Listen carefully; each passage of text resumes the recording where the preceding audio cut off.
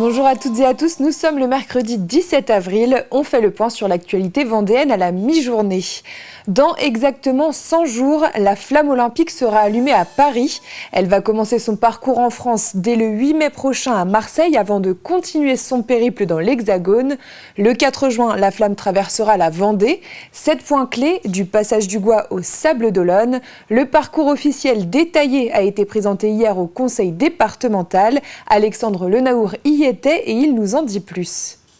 La flamme olympique était allumée hier, mardi, en Grèce, à Olympie. Timing choisi également ce mardi par le département pour présenter le parcours officiel du relais de la flamme olympique qui traversera la Vendée le 4 juin prochain. Si le parcours était déjà lui connu depuis plusieurs mois et notamment les 7 sites retenus, ce dévoilement officiel a surtout permis de confirmer les heures de passage ici et là. Le grand départ sera donné à 8h du passage du Gois, 8h35 direction Fontenay-le-Comte, passage à Montaigu-Vendée à 11h29, au Puy-du-Fou à 12h30, arrivée du relais dans la ville-préfecture La Roche-sur-Yon à 14h51 avant de boucler cette journée à partir de 17h17 à la Pointe d'Arcet, puis aux alentours de 17h58 au Sables d'Olonne. Une véritable machine logistique donc pour une journée du 4 juin qui se prépare depuis de très longs mois. Globalement, les choses sont bien réglées.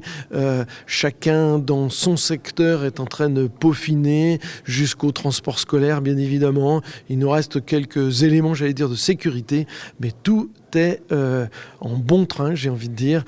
Et je suis très optimiste. Nous allons vivre une très grande fête. J'appelle tous les Vendéens à venir sur chacun de ces sites et à finir le soir en apothéose sur la plage des Sables d'Olonne. Ont aussi été présentés successivement par les acteurs présents ce mardi matin les grands moments forts, en tout cas quelques-uns de cette journée du 4 juin. Pour en citer quelques-uns, il y aura par exemple un tifo géant de 20 mètres qui sera préparé à Beauvoir-sur-Mer. Du côté de Montaigu-Vendée, 12 000 élèves sont attendus le 4 juin et puis 1000 personnages costumés au Puy-du-Fou accueilleront la flamme lors de son passage dans l'enceinte du parc. Et puis bien sûr, programme spécial aussi au Sables d'Olonne où se terminera la journée en apothéose. À 23h, le département organise un feu d'artifice pour clôturer cette journée en apothéose. Donc tout au long de la déambulation de la flamme d'une part, on aura 12 points d'animation, il y aura de la musique où les gens pourront chanter, faire la fête. Et puis on aura également par la suite, une fois que la flamme sera passée, d'autres groupes qui viendront, un peu format style fête de la musique pour animer la ville et faire en sorte qu'on passe une belle fête. Enfin, pour que cette journée soit une grande fête populaire, le président du département Alain Leboeuf le dit, il souhaite que plus de la moitié des 700 000 Vendéens se retrouvent le 4 juin sur l'ensemble des 7 sites traversés par le passage du relais de la flamme olympique. Restons dans le thème des Jeux Olympiques. La web radio du Théâtre du Chêne Vert des Herbiers, baptisée Yeuz Radio, a lancé la Yeuz Olympique. Équipée d'un casque sur les oreilles, les spectateurs ferment les yeux et sont bercés par la création sonore d'Alain Merlet, le directeur artistique du théâtre. Les disciplines olympiques sont au cœur de cette expérimentation. La Yeuz Olympique va sillonner les routes vendéennes jusqu'à fin septembre. Diane Delangle nous emmène au cœur de cette création.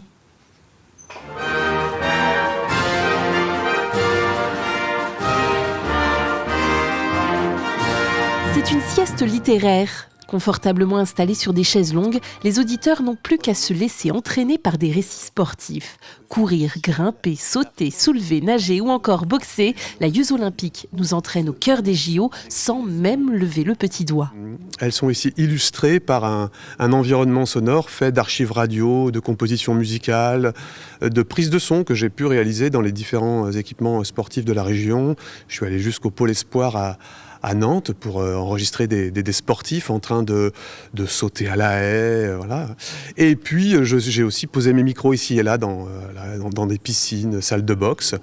Et à chaque fois, l'idée, c'est de créer une prise de son, ce qu'on appelle en binaural, pour avoir justement un environnement sonore immersif, d'où la nécessité d'écouter ces siestes musicales avec un casque qui est fourni.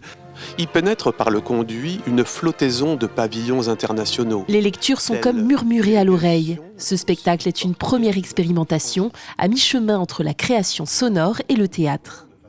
L'idée, c'est de raconter des histoires, comme à chaque fois, et puis de favoriser ce sens qui est l'écoute, qui est peut-être moins développé quand on va au spectacle. C'est surtout l'œil qui travaille beaucoup, puisqu'on parle d'image, de création visuelle.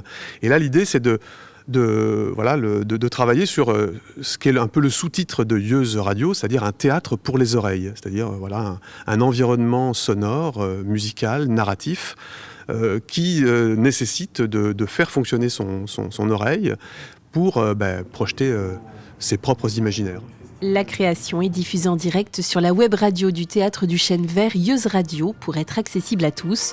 Yeuz Olympique va désormais sillonner les routes jusque fin septembre. Les élèves du collège Sainte-Marie de Chavagnan-Paillé ont participé à une belle action. Grâce au dispositif de l'heure civique, une quinzaine de jeunes engagés ont organisé une vente de vêtements au profit du Secours catholique. Tout au long de l'année, 2 heures par semaine, ils s'investissent pour mener des projets solidaires, des ventes pour des associations ou encore du temps avec les seniors. Cette friperie du cœur leur apprend donc à gérer le monde associatif, mais aussi à s'investir en groupe. Ils apprennent plein de choses et on a beaucoup d'élèves qui veulent faire ce temps-là. On ne peut pas accueillir tous les élèves, donc on essaye de réfléchir. Là, on a une nouveauté pour la rentrée prochaine pour essayer de toucher plus de jeunes. Donc on va faire plusieurs groupes l'année prochaine pour cette action citoyenne et cette heure civique collégienne. Et donc ça leur apporte beaucoup parce qu'on voit bien, ils sont obligés de se responsabiliser, ils s'engagent, ils vont donner du temps sur le temps de midi parce que mettre en place les vêtements sur les portants, c'est bien sûr pas en 2 heures. C'est tous les jours qu'il faut venir sur le temps du midi, leur pause méridienne, et ils vont trier les vêtements, les installer. Et tous les projets qu'ils ont faits, c'est de ce même type. Parlons de la Meule Bleue pour terminer.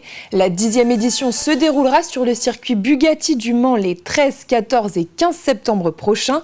C'est une course de cyclomoteur où les fonds sont reversés à des associations qui luttent contre des maladies. Pour la première fois, la course est ouverte à tous et il y aura même une course pour les personnes en situation de handicap. Pour mobiliser les participants et attirer un maximum de personnes, les organisateurs ont présenté l'événement un petit peu partout. La dernière soirée de présentation a eu lieu à Fontenay-le-Comte et nous y reviendrons ce soir. C'est la fin de cette édition, merci de l'avoir suivi. On se retrouve à 18h pour le journal. D'ici là, passez une excellente journée sur TV Vendée.